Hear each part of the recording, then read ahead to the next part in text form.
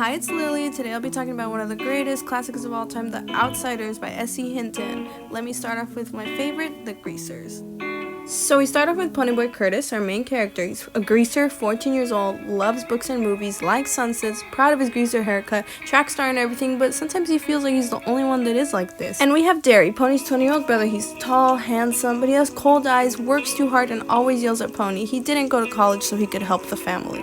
And we have Soda Pop, Pony's 16-year-old hot brother. All the girls liked him. He's reckless, nice to compare, energetic, lively. He understands Pony a lot. He dropped out and worked at a gas station. Here's Steve, Soda Pop's cocky best friend, and Two-Bit, the funny guy, proud of his switchblade. And we've got 16-year-old Johnny, who's literally like a scared puppy with big eyes and has been jumped by the Socias badly, and his parents beat him, so he's like the little brother. And we've got Deli, the hood, tougher than all of them, colder, literally hates the world, has been hardened after being arrested so many times, hates the Socias, but he's smart and respected. So it starts off with Pony getting jumped by the Socias, but the Greasers come save him. So the Socias are West Side rich kids that jump the Greasers from the East Side, party all the time, they got Mustangs and Madras, but the Greasers are like hoods, they steal things, get in gang fights, have long greasy hair, poorer than the Socias. This is the main rivalry in the story for their place in society. Then Pony, Johnny, and Dally go to a movie drive-in. Here, Dally annoys a good-looking cheerleader with long red hair named Cherry, but she's there with her friend Marcia. She meets Pony and Johnny, but Dally keeps bothering Cherry, and Johnny tells him to stop, which was actually a very brave move from Johnny because no one tells Dally what to do. So they sit next to the girls to protect him, and they were so flattered. Cherry feels comfortable around Pony and Johnny, and she likes them. They were the girlfriends of Bob and Randy, two popular Socias. Cherry assures Pony that not all the Socias are like that. Pony doesn't see their troubles because they have girls and fancy cars, but Pony doesn't think it's fair also because he has his troubles at home where Derry doesn't like him, so he doesn't feel wanted at home. Neither does Johnny, though. So Pony can only see the Greasers getting all the troubles. Since Pony came home late that night, Derry hits Pony because he was worried and mad, especially because Soda tried defending Pony. Pony was shocked, so he ran away because even though Derry always yells at him, he never hits him.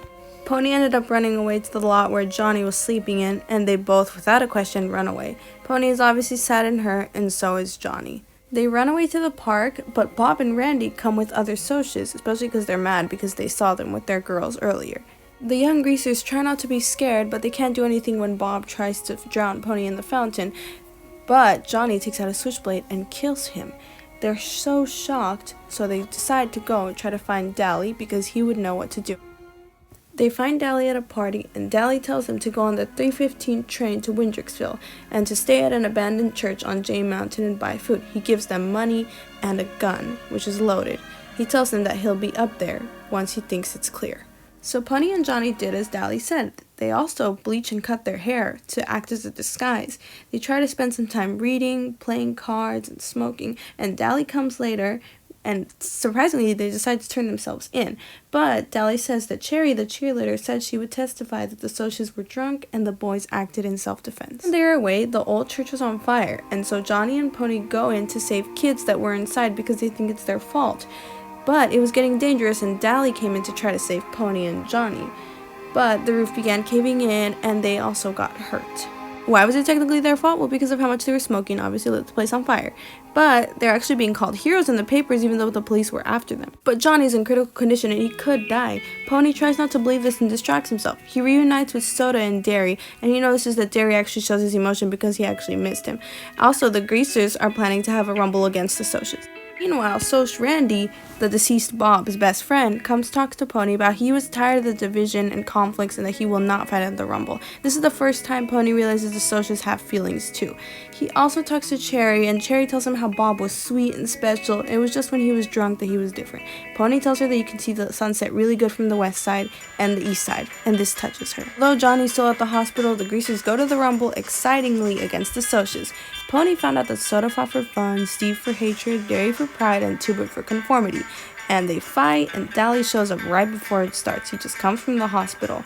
And it was just a crazy battle. And the Greasers won!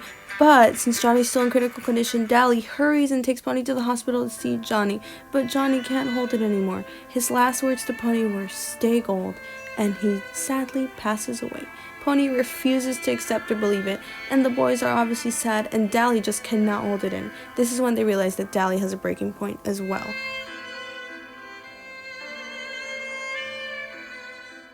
and the reckless Dally goes to rob a store. The police are after him, but meanwhile he called the gang to help him and hide him at the park. So they all hysterically ran to the park, and Pony noticed that they were not happy like they were before the rumble.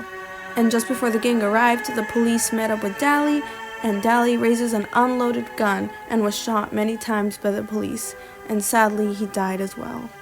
Pony cannot handle both Johnny and Dally's deaths all in the same day. He reflects on how Dally didn't die as a hero but as a criminal, although his perspective would later change on that. Although Dally had a hatred of the world, he cared for Pony. Pony has been sad and sick, still getting known and praised on the headlines, but he hasn't gone to school, he's been flunking. The brothers go to the hearing for Bob's death and they were acquitted. But Ponyboy and Derry have been fighting a lot. One day when they were eating dinner, Soda was off because he received back a letter that he wrote to his ex-girlfriend unopened.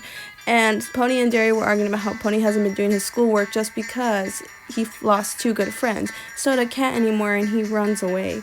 But the two brothers run after him, and Soda just expresses how he just dreads being in the middle of both of them, and he just can't take sides because he understands both of them. He says that they must stick together, and because they're all they got now, and they agree not to fight anymore. Instead of pulling each other apart, they'd pull each other together. With this, they all run together back home, like brothers. So to catch up in school, Pony actually writes his book for a project. He also read a letter from Johnny, which was very touching. Pony maturing and struggling to find his place in the middle of a social conflict that had a bunch of violence was the main conflict. The main theme is that finding self-identity in the middle of a crisis where all that one grew up with is attempting to find their identity in society is possible and takes time, even though one may feel like an outsider in their own life as well as in society. Yay, I finally got to read this book because I just watched the movie. Well, I hope you enjoyed. Bye!